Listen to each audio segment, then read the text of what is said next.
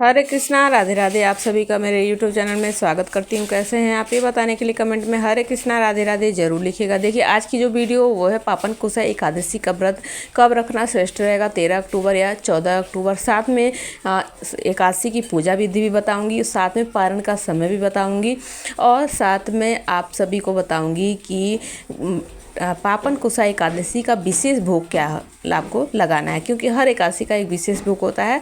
तो आप वीडियो में बने रहिएगा। एक रिक्वेस्ट है, वीडियो को लाइक शेयर एंड सब्सक्राइब कीजिएगा और कमेंट में हरे कृष्णा राधे राधे जरूर लिखिएगा। और साथ में ये भी बताइएगा कि आज मेरे ठाकुर जी का श्रृंगार आप सभी को कैसा लग रहा है। सबसे पहले आप ये पूजा अलग से भी कर सकते हैं, चौकी लगाकर अपने घर के मंदिर में भी कर सकते हैं। तो यहाँ पर मैंने घर के मंदिर के आगे ही एक चौकी लगाई है, उस पर पीले रंग का वस्त्र बिछा दिया है। अब ठाकुर जी को कराएंगे स्नान।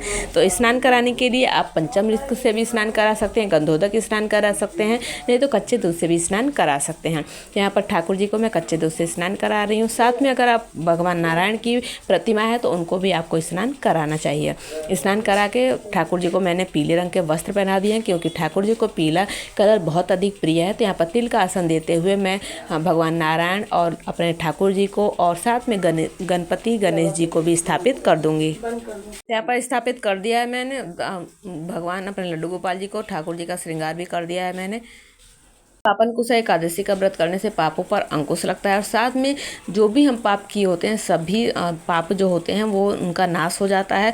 पापन कुशा एकादशी का व्रत करने से साथ में पितरों को भी मुक्ति मिलती है और यह बहुत ही सर्वश्रेष्ठ व्रत है, क्योंकि आश्विन मास के शुक्ल पक्ष में पड़ने वाली एकादशी का नाम ही पापन कुशा एकादशी है और भगवान नारायण की विधिवत पूजा करने से सुख समृद्धि की भी प्राप्ति होती है। तो सभी मनुष्यों को पापन कुशा एकादशी का व्रत करना चाहिए। अब चलिए जानते हैं पापन कुशा एकादशी का व्रत कब रखना श्रेष्ठ रहेगा। तो देखिए, 13 अक्टूबर को एकादशी तिथि प्रारंभ हो रही है, 9 बजे सुबह 9 बजे प्रारंभ हो रही, पूरे दिन एकादशी व्रत रहेगा।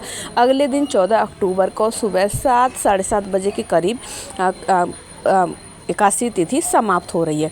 यानी उदया तिथि के अनुसार व्रत वही रखना चाहिए। हमारे शास्त्रों में हिंदू धर्म में बताया गया है उदया तिथि का व्रत ही हमें करना सर्वश्रेष्ठ रहता है। तो आपको उदया तिथि के अनुसार एकादशी तिथि जो मिल रही है वो मिल रही है 14 अक्टूबर को। दिन क्या है, सोमवार। तो उस दिन रखना व्रत का श्रेष्ठ रहेगा।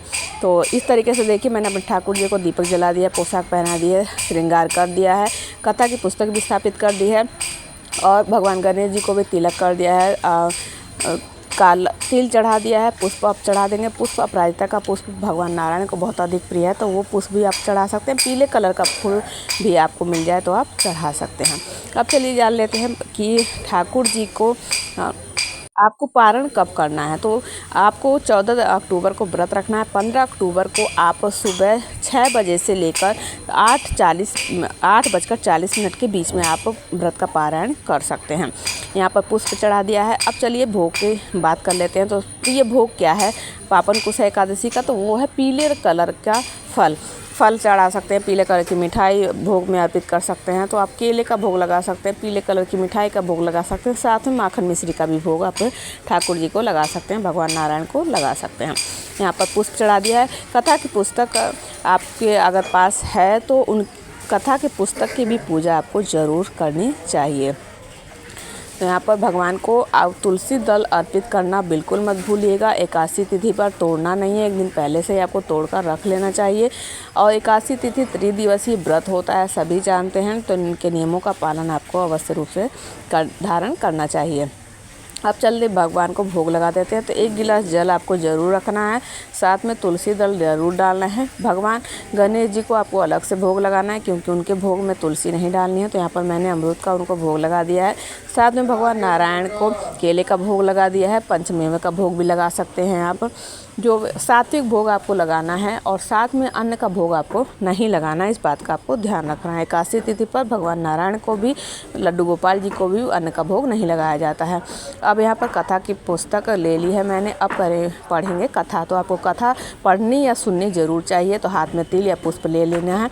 व्रत के पूजा के शुरुआत में ही आपको एकादशी व्रत का संकल्प ज़रूर ले लेना है। उसके बाद यहाँ पर कथा मैंने पढ़ के उसके बाद भगवान नारायण को पुष्प और तिल अर्पित कर दिया है। अब करेंगे भगवान की आरती। तो आरती आप तुलसी की लकड़ी के दीपक का भी कर सकते हैं, कपूर से भी आरती कर सकते हैं, घी के दीपक से भी आरती कर सकते हैं, धूप से भी आरती कर सकते हैं। तो यहाँ पर आरती कर देंगे भगवान की। तो बहुत ही सरल और आसान पूजा विधि मैंने आप सभी को बताई, साथ में कब व्रत करना श्रेष्ठ रहेगा और पारण का समय क्या रहेगा। जो 13 अक्टूबर को व्रत रखेंगे उनके लिए 14 अक्टूबर को दोपहर के टाइम 1 बजे 1 से 1:30 बजे के बाद पारण है। उसके बाद 3 बजे तक पारण आप कर सकते हैं। लेट है पारण जो 13 अक्टूबर को व्रत रखते हैं।